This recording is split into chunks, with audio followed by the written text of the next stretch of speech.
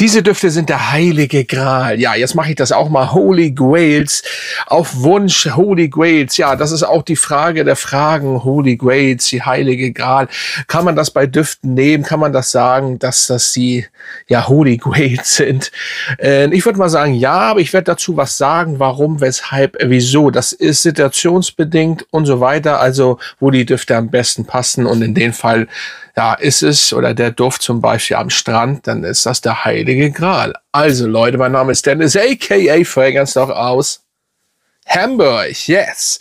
So, dann wollen wir mal anfangen. Der erste ist der Louis Vuitton Imagination, ja, oder Imagination auch. Und das ist ein Duft, einer der besten Sommerdüfte der letzten Jahre, auf einer bestimmten Seite, ganz oben, Platz 1, glaube ich. Das ist aber auch ein geiler Duft. Es sieht, ja, fangen wir schon so an, wir wissen schon gar nicht mehr, was wir sagen sollen. Wie oft habe ich den jetzt schon vorgestellt? Es ist einfach Zitrone mit einer geilen Teenote. So, wunderbare Teenote, richtig herrlich. Und wenn man sowas leicht Süßliches, Liebliches mit einer Tee, oder wenn man Tee mag, dann ist man hier bestens bedient. Ich würde nicht sagen, ein Eistee, ja, obwohl, könnte man ein sehr luxuriöser Zitroneneistee, so könnte man sich diesen Duft auch vorstellen. Habe ich noch nie so gesagt. Und das ist natürlich der heilige Gral für den Sommer. Weil der funktioniert immer. Oder auch der heilige Gral tatsächlich im Büro. Oder das ganze Jahr. Also das ist wirklich ein Holy Grail. Dieser Duft Imagination von Louis Vuitton. Ja. Und dann nehmen wir mal den nächsten. Und der nächste ist auch einer. Und warum?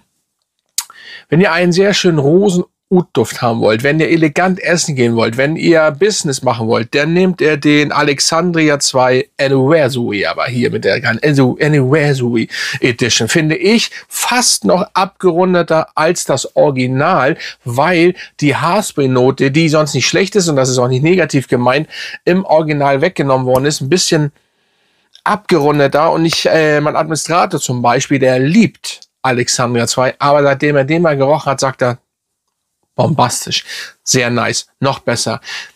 Das ist Geschmackssache. Viele haben, wo ich den so öfters mal vorgestellt habe, sagen viele, nein, Alexandria 2 bleibt die Nummer 1. Okay, klar. Wenn man diese Haarspray-Note noch ein bisschen, die Rose noch ein bisschen, nein, nicht stechen, aber ein bisschen mehr herausheben möchte, dann ist das natürlich klar, aber ich finde auch, dass diese Version hier die bessere ist, weil abgerundeter, bisschen dunkler, erwachsener, maskuliner finde ich ihn, aber sonst sehr nah natürlich am OG dran. Ja, Alexandria 2 Anniversary muss auf jeden Fall drin sein. So.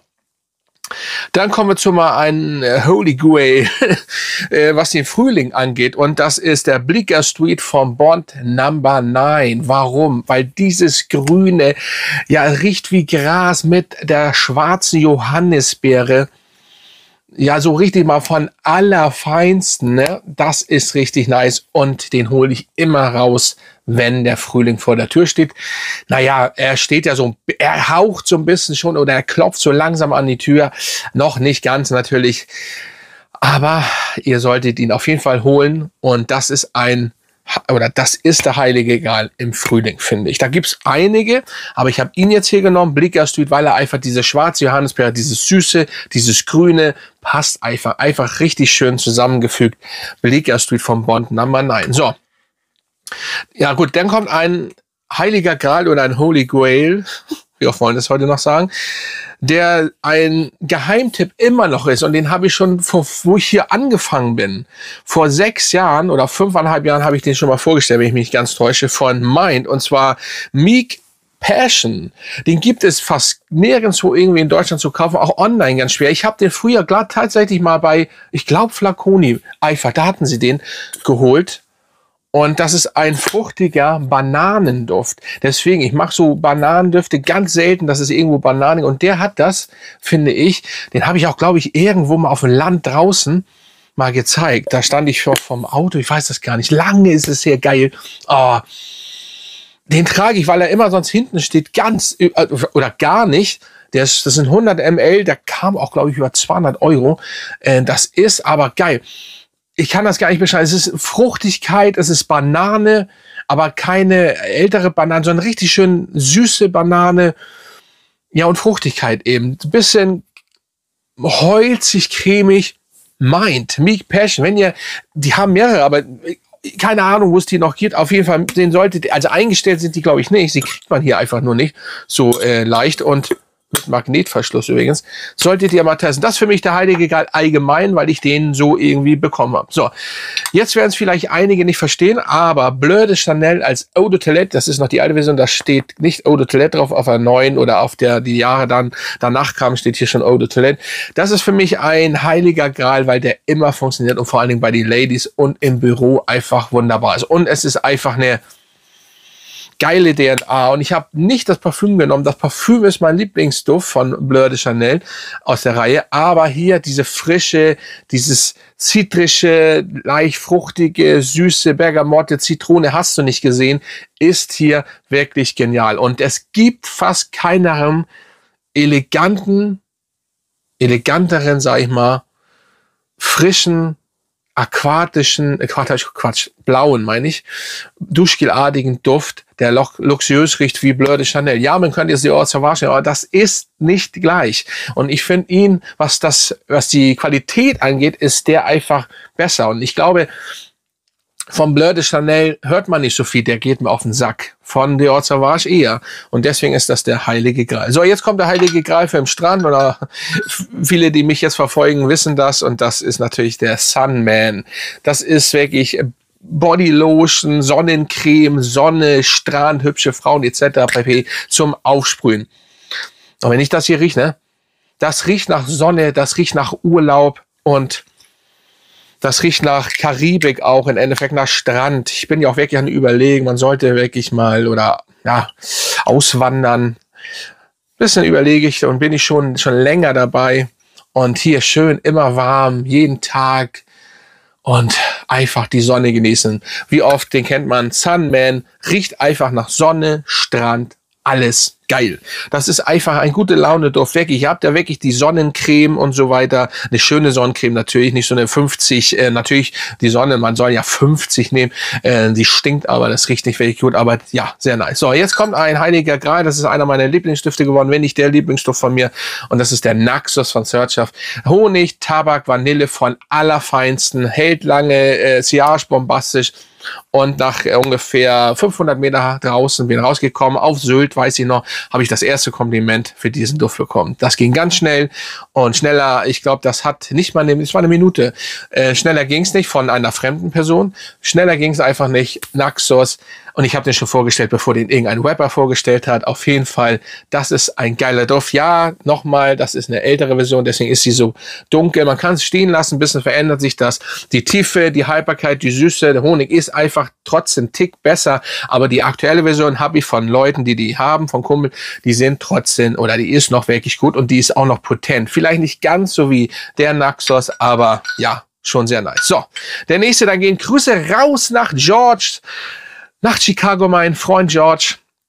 Gleich vorweg für die Leute, die meinen, also ich kenne George, ich habe ihn bei WhatsApp drin, wir schreiben ihn öfters, ne? Also man musste schon mal lesen, ja, ich soll nicht so tun, als wenn ich George kenne. Also sonst würde ich das, also ganz ehrlich, real, ne? Ich sag das, wie es ist. Ich habe ihn bei WhatsApp drin, so, ich schreibe mit ihm etc. Ich weiß, wo er wohnt, alles schon gesehen. So, alles schon gesehen. Also Leute, ne? Warum soll ich hier irgendeinen Scheiß erzählen? Signature Pour Homme, das Original von oder der erste Duft von George. Absolut nice und geiler Duft.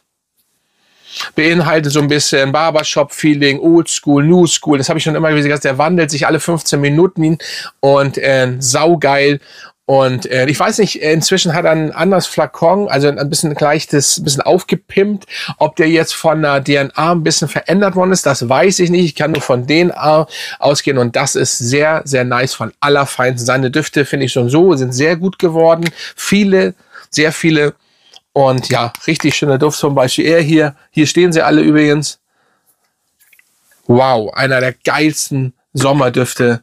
Und überhaupt seine Reihe ist schon sehr nice. Aber hier Signature Pour Homme, Oldschool, wie gesagt, Barbershop-Feeling, frisch, fruchtig, alles geiler Duft. Sehr geil. So, der nächste, ja, den mochte ich am Anfang nicht. Aber das will ich nicht wieder aufkauen oder rausholen, weil ich hatte eine Probe. Weder war die Probe Mist oder sie war auch aus Plastik. Das hat sich in den Duft, es geht da nur mal rein. Und das ist der Absolut Aventus von Creed.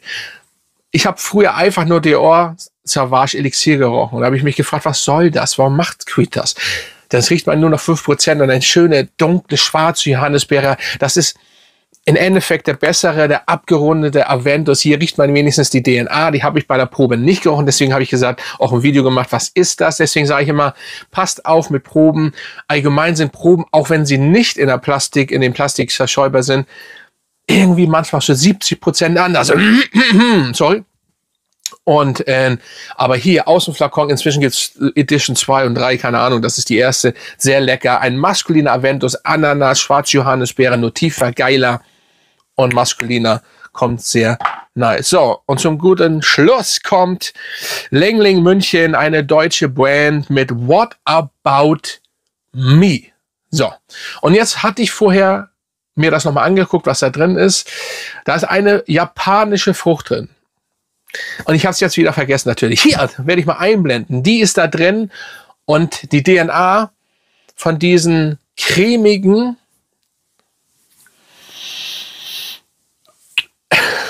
ihr wartet, ne?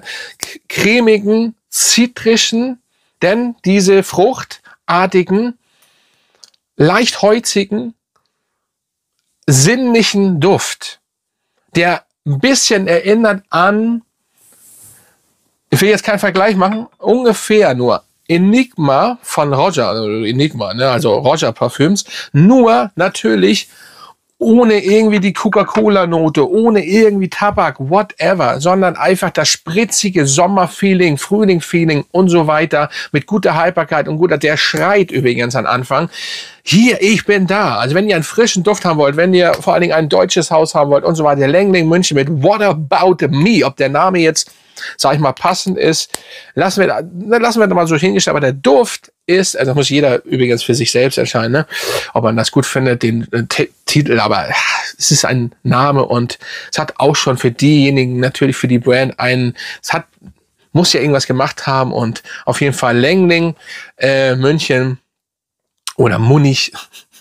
Nein, What About Me ist ein sehr schöner, frischer, zitrischer Cocktail, würde ich behaupten, der absolut abkühlt, dazu cremig ist, lecker, sauber, kommt gut. Das ist jetzt der dritte Duft, der für mir von der Brand gefällt. Wir haben schöne Düfte, also ihr solltet auf jeden Fall mal Lengling auschecken und testen. So, das sind die Holy Grails. Der Duft ist übrigens auch für den Sommer. Ihr merkt, es geht schon ein bisschen Richtung Frühling, Sommer und so weiter. Also das sind die Düfte, die auf jeden Fall für mich Holy Grails sind. Da gibt's noch einige. Ich müsste noch einen Teil 2 machen, weil das ein heiliger Gral, da gibt's ja gut viele Düfte. Das kann man nicht einfach so machen. Deswegen, ja, schauen wir mal. Also Leute, haut rein. Grüße gehen raus an meine Mitglieder und dann würde ich mal sagen, Hamburg ist raus.